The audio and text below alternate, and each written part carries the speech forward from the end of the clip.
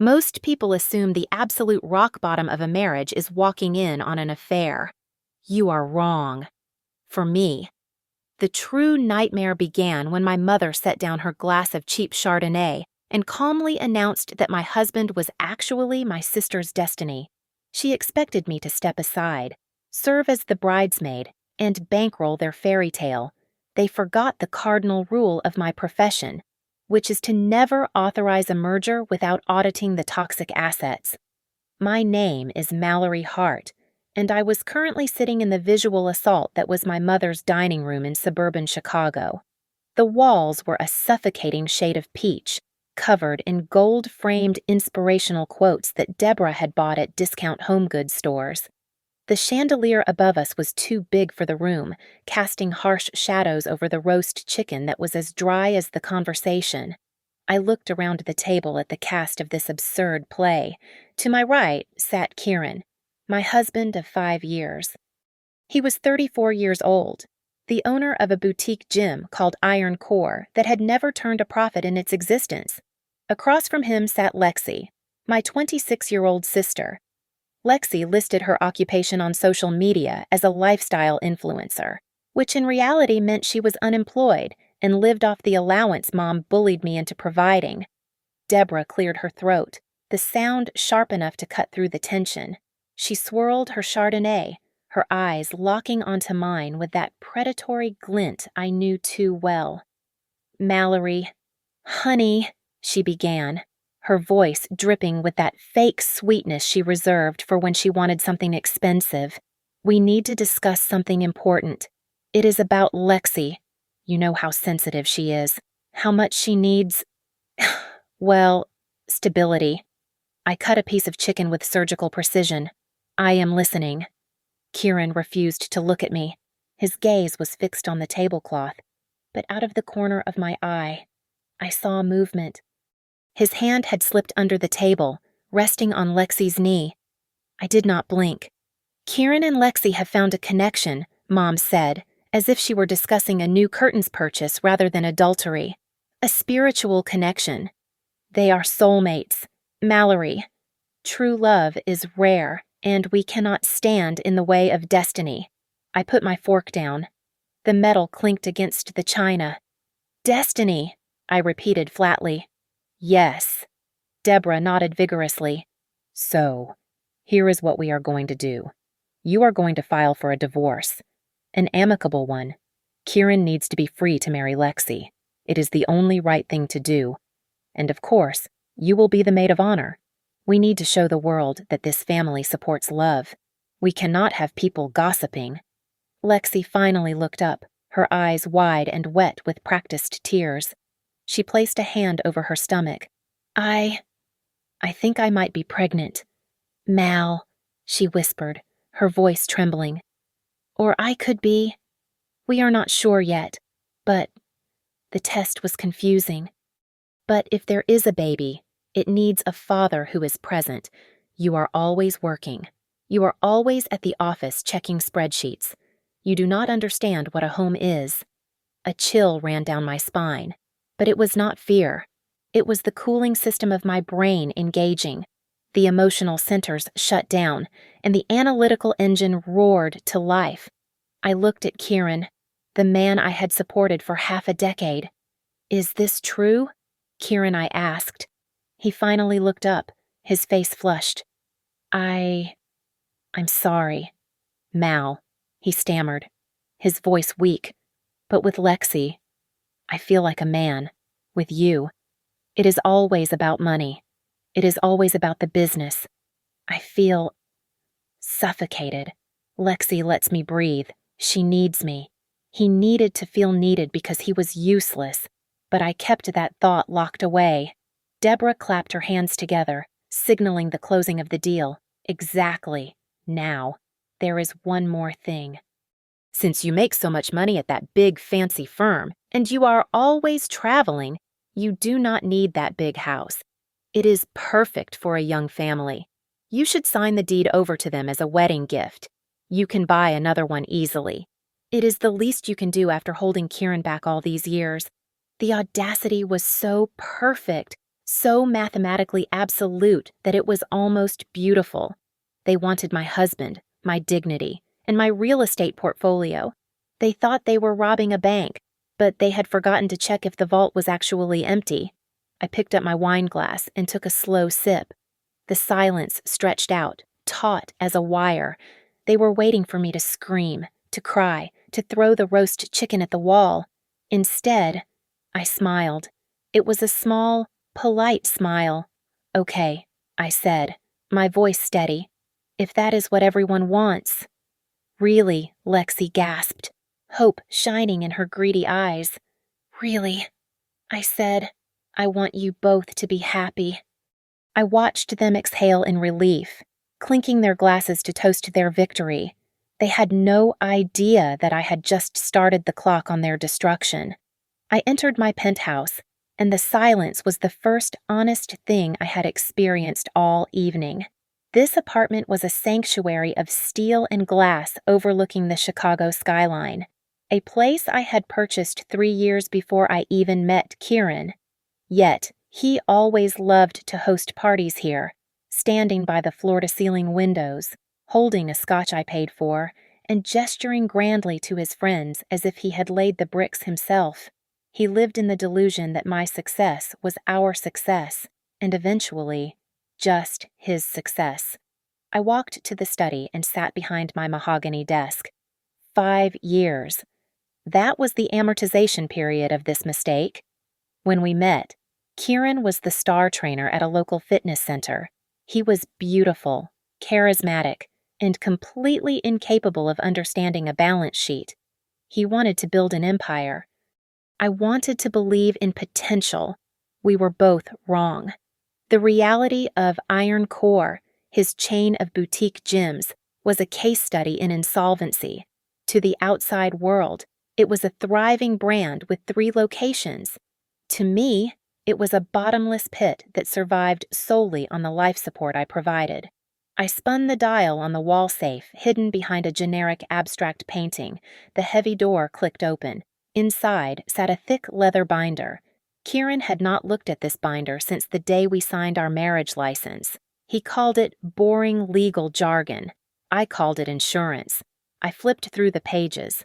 The prenuptial agreement was ironclad, but the real weapons were the promissory notes.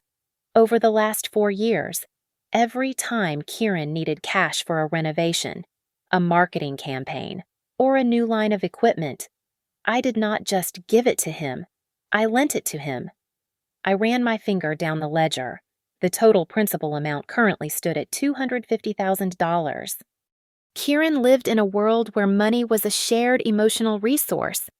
If he needed it and I had it, he felt entitled to it.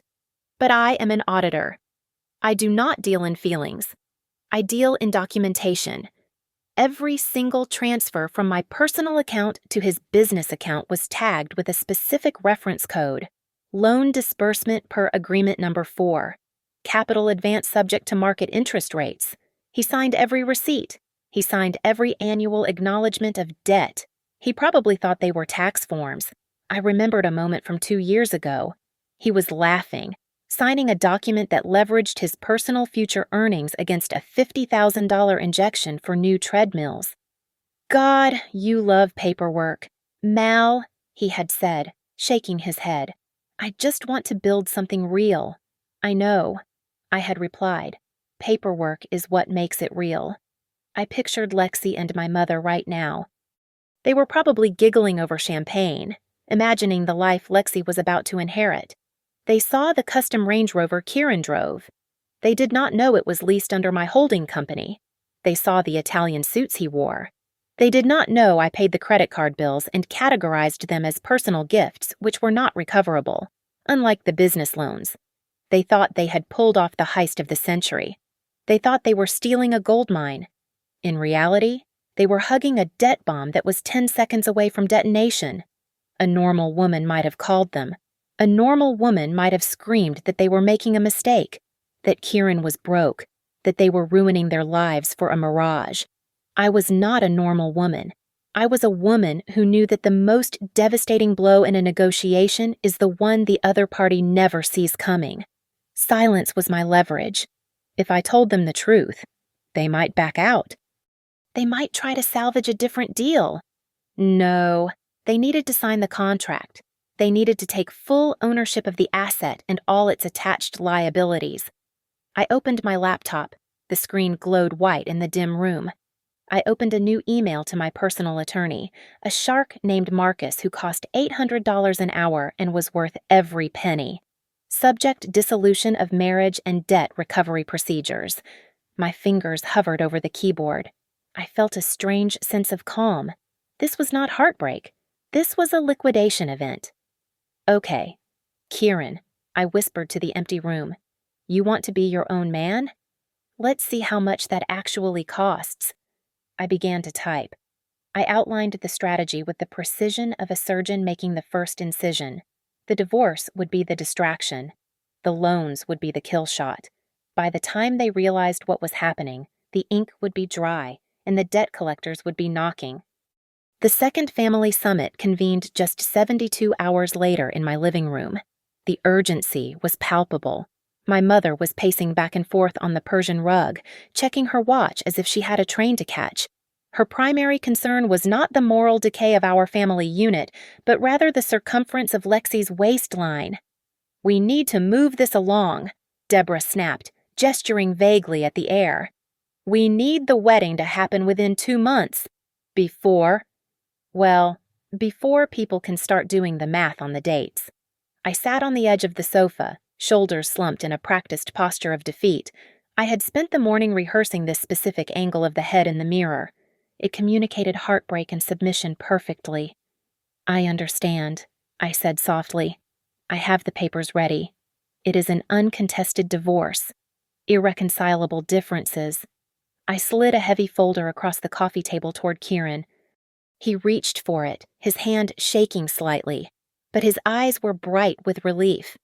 I have tried to make this as simple as possible, I continued, keeping my voice devoid of the sharp edge it usually held during board meetings.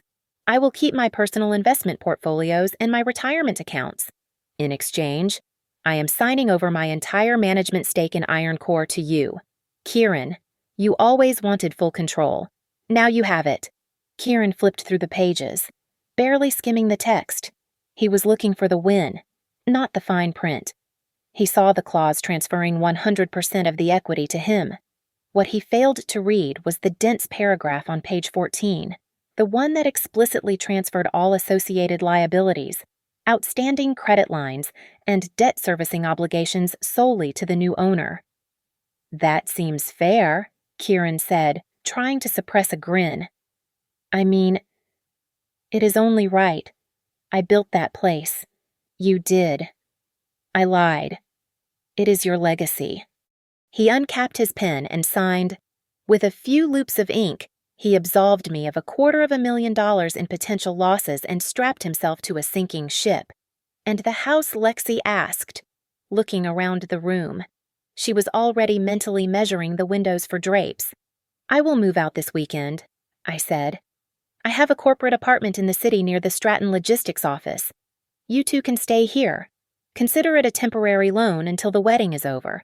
I do not want you stressing about finding a place while you are, delicate. Lexi beamed, hopping up to run her hand along the gray velvet armchair. Oh, thank God. We are definitely going to redecorate. Though, this whole minimalist thing you have going on is so cold. It feels like a hospital. We need pinks. We need life. Whatever makes you happy, I said, biting the inside of my cheek to keep from laughing. Deborah clapped her hands. Now, the wedding. Mallory, you know everyone in Chicago. The florists, the caterers, the venues. We need you to handle this. Your name opens doors that are closed to us. I can do that, I agreed. I will be the director of operations for the wedding. I will make sure it is the most lavish event the family has ever seen. Good, Deborah said, settling into the armchair Lexi had just vacated. We want the grand ballroom at the Ritz, lobster, imported champagne, the works. I can book all of that, I said, pulling out a second stack of documents. These were vendor contracts I had already printed. However, since I am technically the ex-wife and just the bridesmaid, I cannot have my name on the financial hook for the event. It would look messy legally.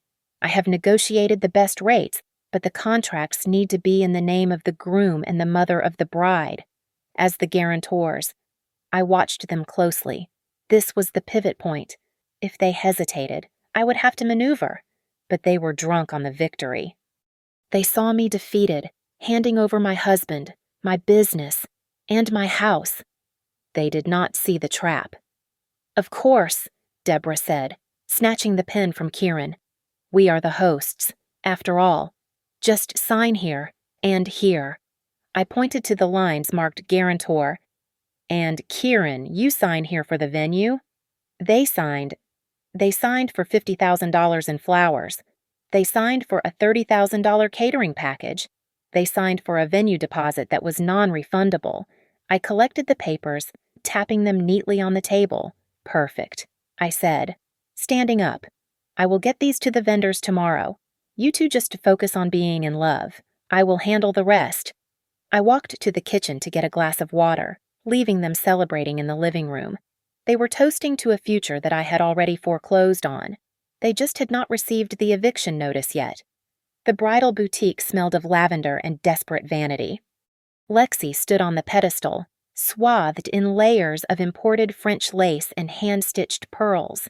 It was a dress designed for a duchess, not a woman who had spent the last 3 years finding herself on my couch.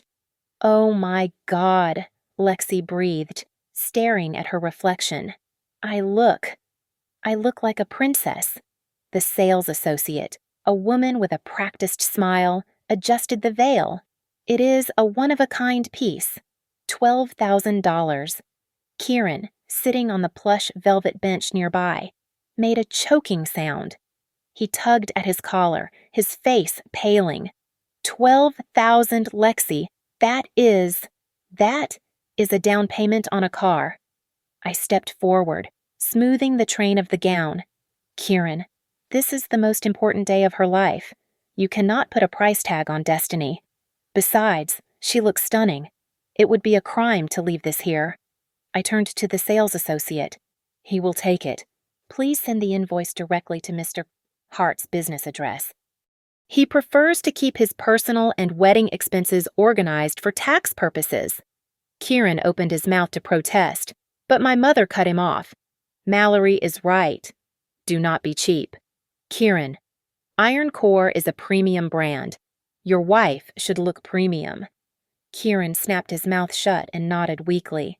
The bleeding continued at the tasting menu session the following afternoon. Deborah had her heart set on a surf and turf menu featuring foie gras and Maine lobster. "It feels a bit excessive," Kieran muttered, looking at the price per head. "Maybe we could do the chicken." "Chicken is for office parties," I said smoothly, scanning the wine list. "Actually, Mom, if you are going with the lobster, you really cannot serve the house white. It is too acidic. You need the 1996 vintage Cabernet. It is $80 a bottle, but the difference is astronomical." "Oh, absolutely," Deborah agreed, waving her hand dismissively at Kieran. "Add the wine. We want people to be impressed. Kieran, the profits from the gym this month will cover it easily. Stop worrying." I took a sip of water to hide my smirk. They were operating on data that was 2 weeks old. The reality was that I had severed the financial artery exactly 7 days ago. For 5 years, I had transferred $10,000 a month into the Iron Core operating account to cover the shortfall between revenue and expenses. That transfer usually happened on the 1st of the month. Today was the 4th. The panic set in 48 hours later. My phone rang while I was in my office at Stratton Logistics. It was Kieran. Mal, his voice was tight, high-pitched. I have a problem. The payroll system just rejected the batch processing. It says insufficient funds. I need you to transfer $5,000, just until the membership dues clear next week." I leaned back in my chair, looking at the skyline. "I cannot do that, Kieran." "What do you mean you can't?" he demanded, panic rising. The staff will walk out if they don't get paid today. Just send the money like you always do. We are in the middle of a divorce audit. I lied, my voice calm and professional. My lawyer has frozen all unusual transfers to third-party accounts to assess marital assets. If I move money to your business now, it will look like I am trying to hide capital. I could go to jail for that. Then what am I supposed to do? He shouted. I have 3 trainers waiting in the lobby right now. Use your personal credit card, I suggested helpfully. You have that platinum card with the $50,000 limit. Just do a cash advance or pay them through Venmo linked to the card. You can pay it off next month when business picks up. There was a long silence on the other end. He had no idea that the high credit limit existed solely because I had paid the bill in full every single month for 5 years. He was about to learn how interest rates worked. Fine, he snapped. I will handle it. He hung up. I watched the transaction alerts on my phone a few hours later. He had maxed out the cash advance limit to pay the staff. Then came the charges for the florist. Then the deposit for the band. He was burning through his credit line at a speed that was mathematically impressive. That evening, I scrolled through Instagram. Lexi had posted a photo of herself holding a glass of champagne, the caption reading, "Blessed, building a life with my soulmate. Luxury, living new beginnings." They were celebrating on the deck of the Titanic, and I was the iceberg. I minimized the browser and opened a new document. It was time for the second phase. I drafted a formal legal notice titled Notice of Default and Acceleration of Debt. The terms of the loan agreement I had lent to Iron Core stated clearly that if there was a change in ownership structure or a material adverse change in financial standing, the lender me had the right to call in the full amount of the principal immediately. Kieran had just signed over full ownership to himself, triggering the clause. I printed the document. The paper was warm in my hands. They were busy building a castle, unaware that they were building it on quicksand, and I had just turned on the hose. 2 weeks before the wedding, the fantasy began to crack under the weight of basic mathematics. It started with the mail. I had canceled the automatic payments for the house utility bills the day I moved out. So, for the first time in their lives, Lexi and Kieran were physically holding the cost of their lifestyle. Lexi called me at 10 in the morning, her voice shrill and bordering on hysteria. "Mallory, there must be a mistake," she said, the sound of paper crinkling in the background. "This bill. It says the electricity is $400, and the homeowner association fee is $600. That is $1,000 just to exist here." I took a sip of my coffee, looking out at the calm river from my office window. That sounds correct. It is a large house. Lexi. It has high ceilings and inefficient insulation. And the association fee covers the gate security. You wanted a safe neighborhood, right? But Kieran said he would handle it. She stammered, but he told me to just put it in the pile. Then put it in the pile, I said cheerfully. I am sure he has a plan. Kieran did not have a plan. He had a mutiny. At Iron Core, 3 of his 5 trainers had stopped showing up for work because their direct deposits had failed for the second pay period in a row. I watched the security feed remotely from my laptop. Kieran was at the front desk, frantically swiping a client's card while sweating through his shirt. My mother called me that evening, her tone accusing. "You are being cruel, Mallory," Deborah snapped. "You know Kieran is under stress with the wedding planning. Why aren't you helping him with the payroll?" "You used to handle all of that. I am just the bridesmaid now." "Mom," I replied, keeping my voice even. "Bridesmaids hold flowers and smile. We do not process payroll liabilities. Besides, Kieran wanted to be the man of the house. I am letting him be the man." I decided to send Kieran a little reality check. I emailed him the latest financial report for Iron Core, which I could still generate as the guarantor on the original lease. It showed the company had a negative equity of $40,000. It was a sinking ship. Kieran did not tell them. I knew he wouldn't. His ego was too fragile.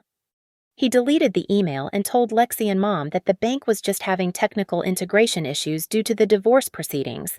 He was buying time with currency he did not have. To keep up appearances, I organized Lexi's bachelorette party at the Violet Hour, one of the most expensive cocktail lounges in Chicago. We ordered 3 rounds of artisanal drinks and a tower of appetizers. When the bill arrived nearly $700, I patted my clutch with a theatrically surprised expression. "Oh no," I said, widening my eyes. I must have left my wallet in the other bag when I changed. "Lexi, can you get this? I will Venmo you." Lexi looked annoyed but pulled out the credit card Kieran had given her. She handed it to the server with a flourish. 3 minutes later, the server returned, leaning down to whisper, but loud enough for the table to hear. "I am sorry, miss." The card was declined. "Do you have another form of payment?" Lexi turned bright red. That is impossible.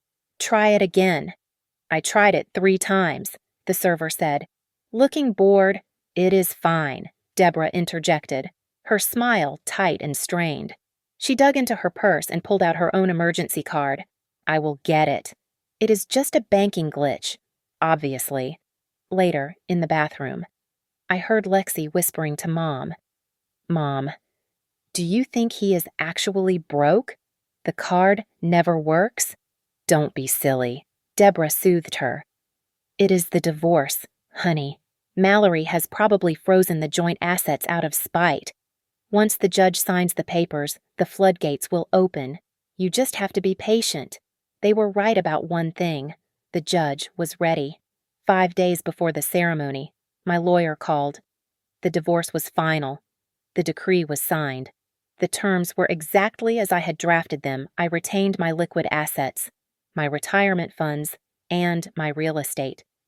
Kieran retained 100% ownership of Iron Core and, crucially, sole responsibility for all corporate debts and liabilities, past, present, and future.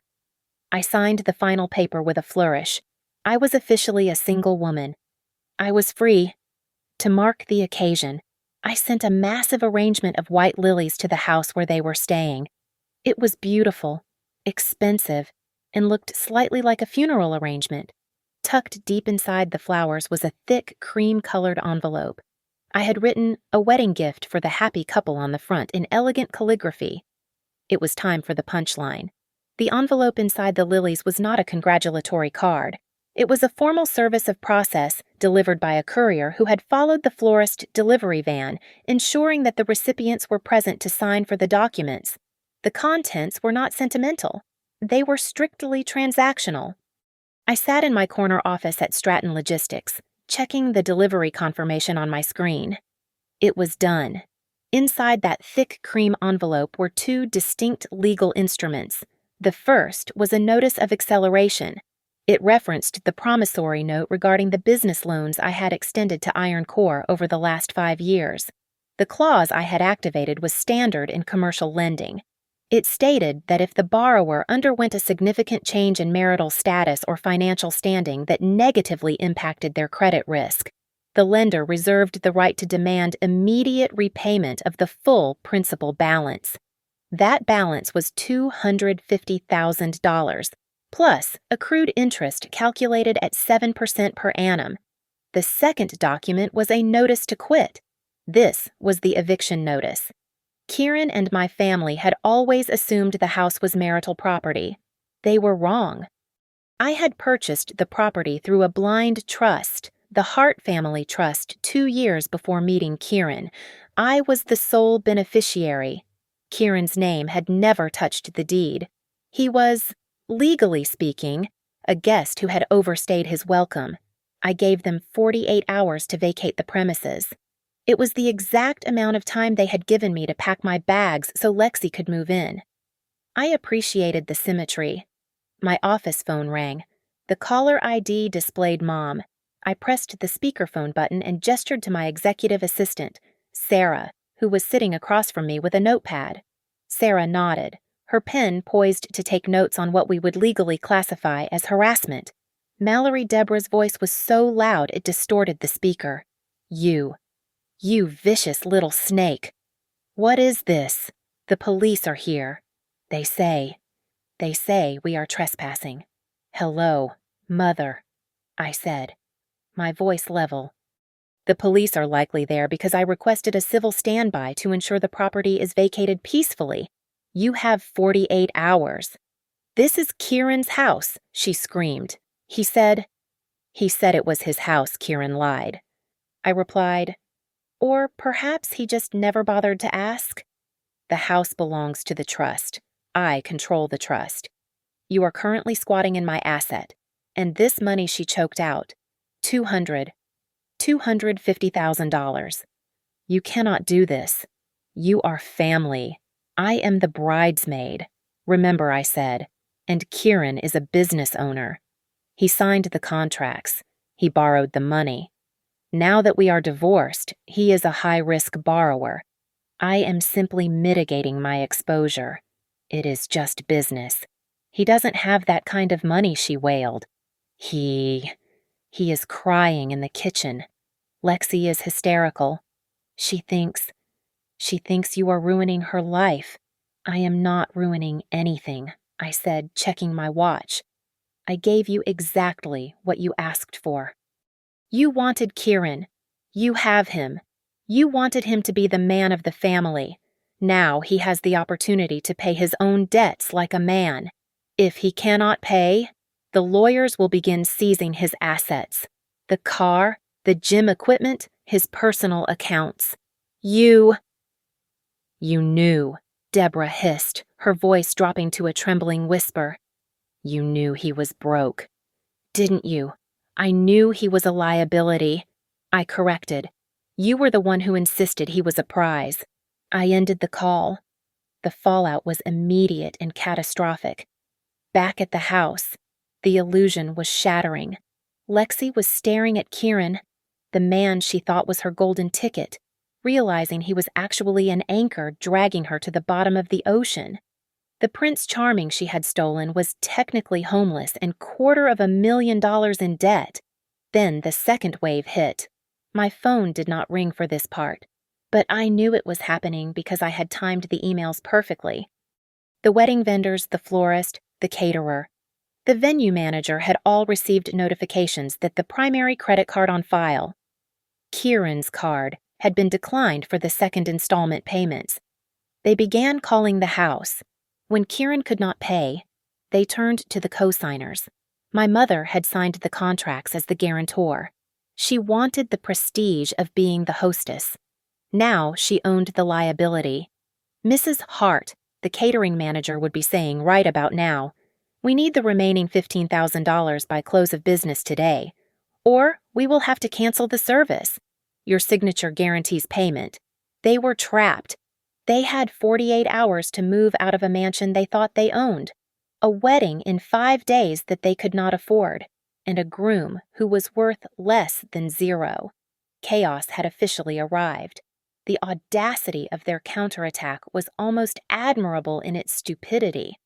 Instead of packing boxes, Kieran and my mother pooled their remaining resources to hire a lawyer whose office was likely located in the back of a nail salon. They threatened to sue me for bad faith negotiation and fraudulent inducement, claiming I had tricked Kieran into signing the debt obligations. I did not bother to respond to the filing personally. Instead, I opened my laptop and retrieved the dossier I had been compiling for 6 months. This was the nuclear football of my revenge plan. I sent a single email to their discount attorney. Attached was a forensic accounting report of Iron Core's finances. It detailed a series of withdrawals Kieran had made 6 months ago, back when we were still happily married and he was supposedly faithful. He had categorized these withdrawals as equipment maintenance and vendor bribes. In reality, the credit card statements which I cross-referenced showed purchases at Cartier and a boutique lingerie shop. The dates matched perfectly with Lexi's birthday. Kieran had embezzled company funds that technically originated from my loans to buy gifts for his mistress. I added a simple note to the email. This is embezzlement and tax fraud. If your client does not vacate my property by the deadline, I will forward this to the district attorney. He will not just be homeless. He will be an inmate. The response was immediate. Kieran's lawyer, realizing he was defending a criminal with no money, advised him to surrender immediately. The lawsuit was dropped within the hour. The next morning, Lexi appeared in the lobby of Stratton Logistics. She looked disheveled, her eyes were puffy, and she was wearing a tracksuit that looked slept in. She begged the receptionist to let her up, causing a scene until I agreed to see her. She burst into my office and collapsed into the chair opposite my desk. "How can you be so cruel?" "Mal," she sobbed, burying her face in her hands. "We are sisters." "You are destroying us over money, Kieran." "He is suicidal. Mom is having chest pains. You have to stop this. Just forgive the debt. Please." I swiveled my chair to face her, my expression unreadable. I looked at the handbag she had dropped on the floor. It was a beige Hermes Birkin, or rather, it was a very good imitation of one. "That bag," I said softly. "It is a fake, Lexi. The stitching on the handle is uneven. The leather is too stiff." She looked up, confused by the non sequitur. "What? Who cares about the bag? It is a metaphor for your entire life." I continued. "You want the lifestyle, but you do not want to pay the price. You want the husband, but you do not want the struggle, and you want the baby. But there is no baby, is there?" The room went deadly silent. Lexi stopped crying instantly, her face drained of color. I don't know what you mean," she stammered, her eyes darting around the room. "I saw the trash in the guest bathroom before I moved out," I lied smoothly. "It was a gamble, but a calculated one based on her drinking habits at the dinner parties. I saw the negative tests. You lied about the pregnancy to force the divorce timeline. You trapped a man who was already drowning, using a life raft that did not exist. He needed a push," she whispered, her voice trembling with rage and shame. "We are in love. You are in debt," I corrected. "Go home. Lexi, pack your things. If you are not out by tomorrow, the sheriff will escort you out."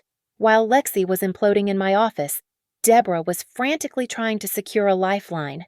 She spent the day calling every aunt, uncle, and distant cousin in our family tree, asking for emergency loans. She needed $20,000 to save the wedding venue. She got nothing. I had effectively poisoned that well weeks ago. At the last family reunion, I had casually mentioned how wealthy Kieran was, and how Deborah had been bragging about Lexi marrying into new money. Now, when she called begging for cash, the relatives were confused. But Deborah, Aunt Linda reportedly said to her, "I thought your new son-in-law was a tycoon. Why do you need $500 from me?" Humiliated and isolated, my mother finally broke. By the 48th hour, the surrender was total. I sat in my car down the street, watching through dark sunglasses. A rented moving truck the smallest size available was parked in the driveway of the penthouse. Kieran carried boxes out, his shoulders slumped. He looked 10 years older than he had last week. Lexi followed, dragging a suitcase, no longer looking like a princess, but like a refugee from her own bad decisions. My mother was the last to leave, clutching a lamp she had bought with my credit card, looking back at the house with pure hatred. They locked the door and drove away. They were heading back to Deborah's small, clutter-filled house in the old neighborhood. 3 adults, no jobs, massive debt, and a mountain of resentment, all squeezed into 2 bedrooms. I waited until the truck turned the corner. Then I started my car and drove in the opposite direction. The house was empty, but my work was not done yet. The wedding was still 3 days away, and I had a toast to prepare. The wedding day arrived with the grim inevitability of a court summons. It was too late to cancel without admitting publicly that the family was imploding, so the ceremony proceeded. However, the venue had been hastily downgraded from the Ritz to a banquet hall in a generic hotel near the airport because the original deposit check had bounced. I arrived precisely on time, fulfilling my promise to be the bridesmaid. But I did not wear the pastel monstrosity Lexi had originally picked out. I wore a custom-tailored emerald green silk gown that fit like a second skin. It was elegant, sophisticated, and cost more than the catering budget. When I walked into the holding room, Lexi, looking pale and bloated in her dress, actually flinched. You are supposed to blend in," she hissed, her hands trembling as she adjusted her veil. "I am the maid of honor," I replied with a bright smile. "I am honoring you by looking my best." The reception was where the real show began. Just as the guests were seating themselves for dinner, the service doors remained closed. The catering manager, a stern man with a clipboard, intercepted my mother near the head table. The conversation was hushed, but the body language was loud. He crossed his arms. He shook his head. I watched with delight as Deborah turned a shade of gray usually reserved for old concrete. The manager was refusing to serve the salads until the final balance was paid in full. Kieran's card had been declined again that morning. Deborah had to step out into the hallway. I knew exactly what she was doing. She was calling her bank to authorize an emergency wire transfer from her retirement savings account. She was liquidating the money meant for her old age to pay for cold chicken and lukewarm rolls. When the food finally arrived, the atmosphere in the room was toxic. The guests were whispering. News travels fast in our family, and everyone had noticed the tension. They saw Kieran sweating profusely, unable to make eye contact with anyone. They saw Lexi forcing a smile that looked more like a grimace of pain. I heard his card got declined for the limo. My cousin whispered to her husband at the next table. Deborah had to drive them here in her sedan. It was time for the toasts. I stood up, tapping my champagne flute with a silver knife. The room went silent. "Good evening, everyone," I said, my voice projecting clearly without a microphone. "I want to propose a toast to my sister, Lexi, and my former husband, Kieran. You know, growing up, our mother always taught us a very specific lesson. She said, 'Mallory, you must share with your sister. You have so much, and she is so fragile. You must share your toys, your clothes, and your space.'" I paused, looking directly at Deborah, who was gripping her wine glass so hard I thought it might shatter. "Well, Mom," I listened. I continued. "I shared my husband. And now, I am going to share something else.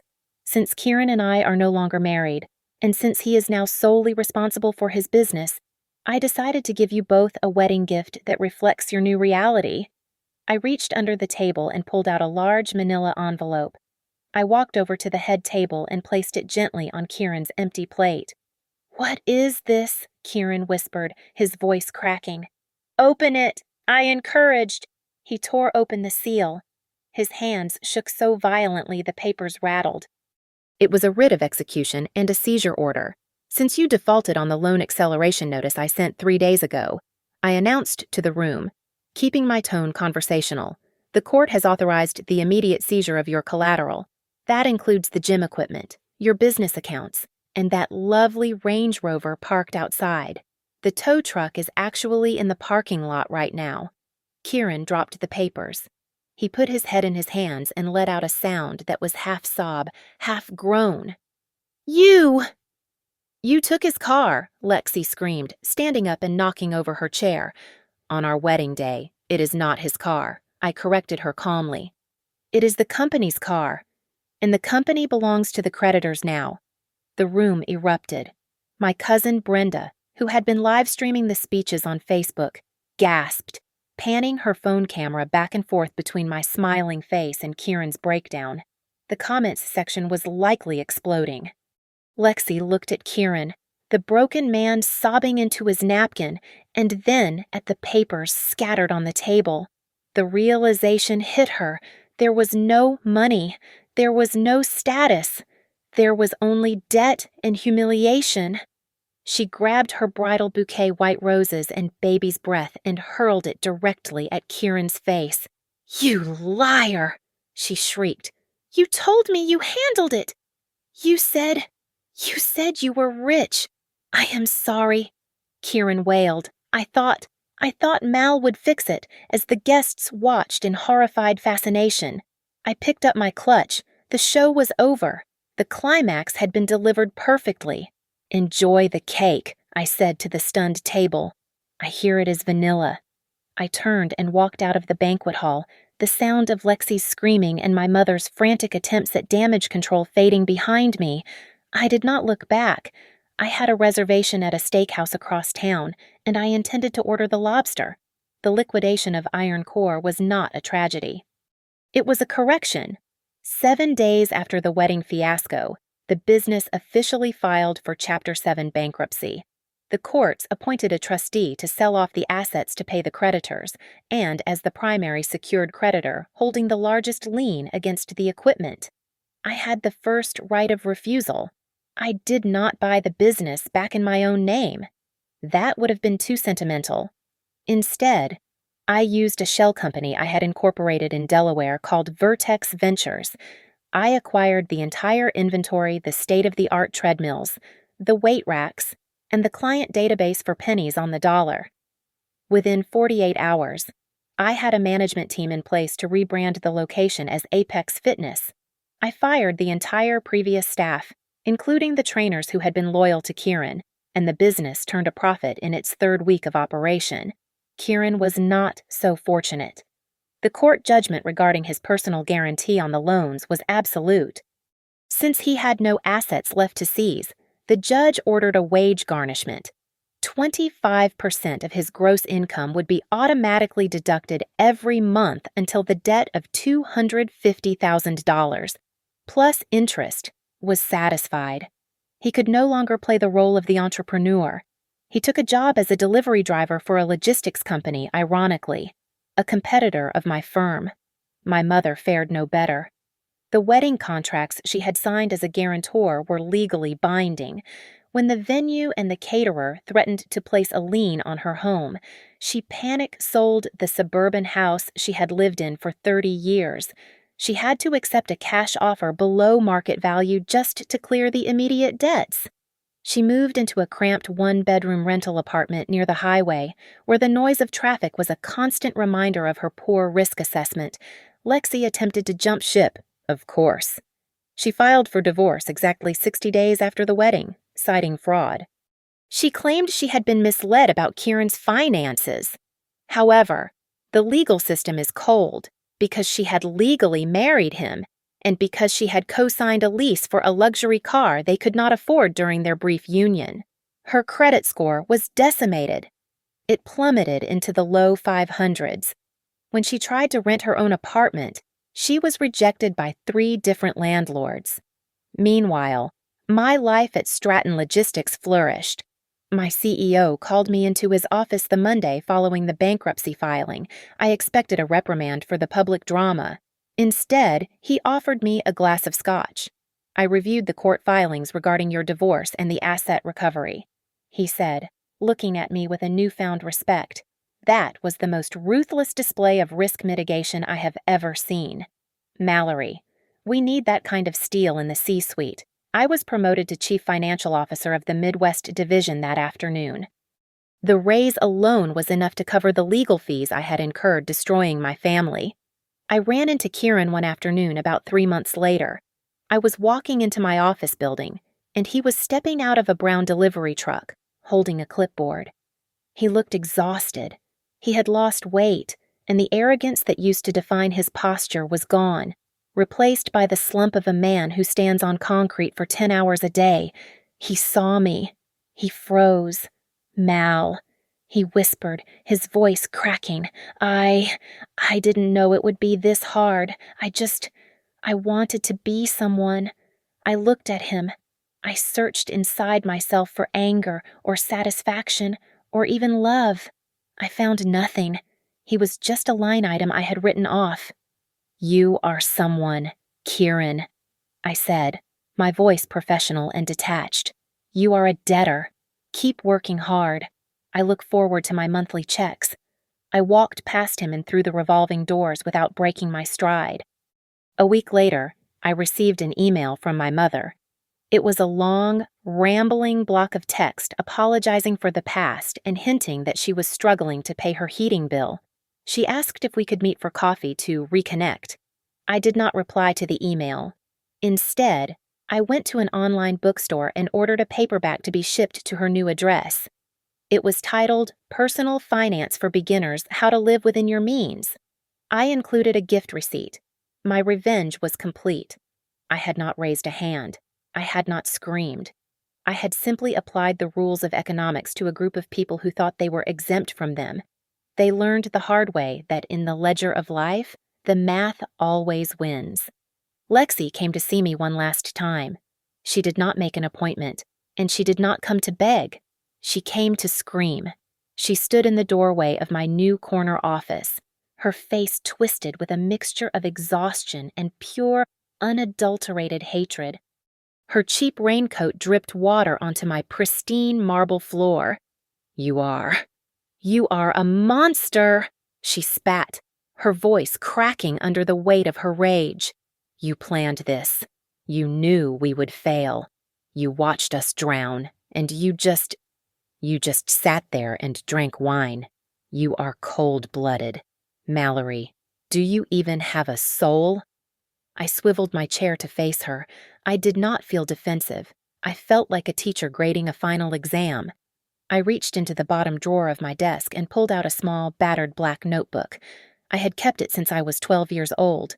Do you know what this is? I asked calmly. I don't care about your stupid book, she shouted.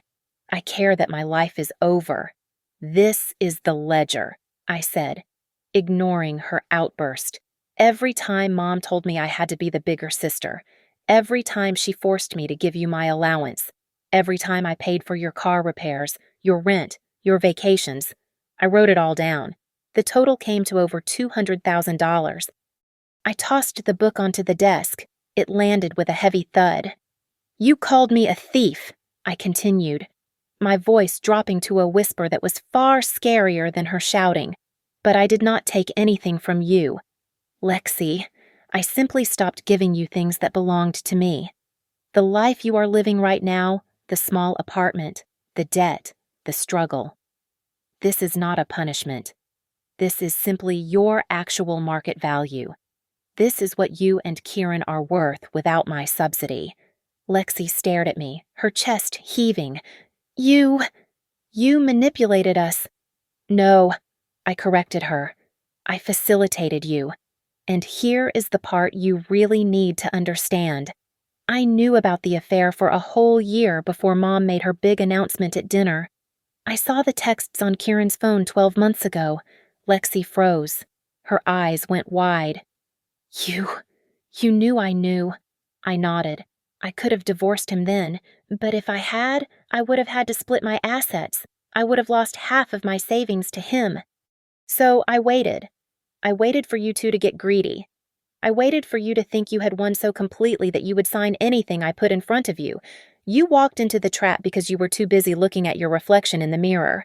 She stepped back, hitting the door frame. The realization washed over her.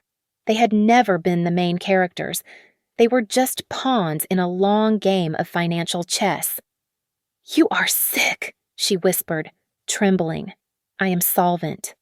I replied, Goodbye, Lexi. She left, and that was the last time I saw her. I heard through the grapevine that she is waiting tables at a diner in the city, looking for a new man to save her. My mother lives alone, bitter and isolated, staring at walls she does not own.